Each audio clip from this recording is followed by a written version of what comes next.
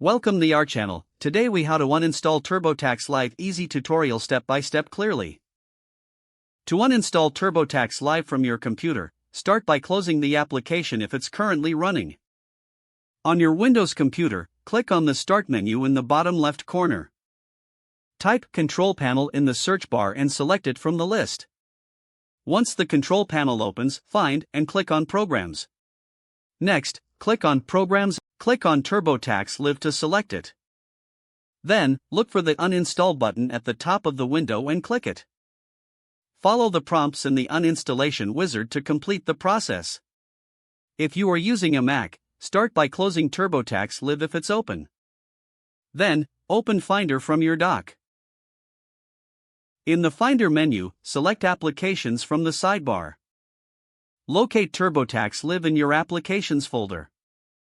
Right-click on TurboTax Live and select Move to Trash from the menu. To permanently remove it, right-click on the trash icon in your dock and select Empty Trash. For both Windows and Mac, it's a good practice to restart your computer after uninstalling software. This ensures that all components are properly removed and any remaining files are cleared from memory. If the page does not load, refresh the browser or try again in a private or incognito window. Make sure you are using the correct email address, then retype it carefully to avoid small typos. If your password is not accepted, use the reset option and create a new strong password you can remember. Check your spam folder for verification or security emails, then complete any requested confirmation steps. Enable two-factor authentication if available to improve account security and reduce unauthorized access risk. After signing in, review your profile details so your contact information and settings are accurate and current. If you see an error message, note it down and try again after restarting your device and internet connection.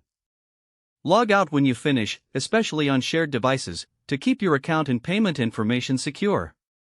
If the page does not load, refresh the browser or try again in a private or incognito window. Make sure you are using the correct email address, then retype it carefully to avoid small typos. If your password is not accepted, use the reset option and create a new strong password you can remember. Check your spam folder for verification or security emails, then complete any requested confirmation steps. Enable two-factor authentication if available to improve account security and reduce unauthorized access risk.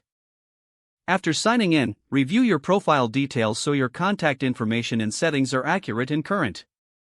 Don't forget to like this video and subscribe to our channel for more step-by-step tech guides.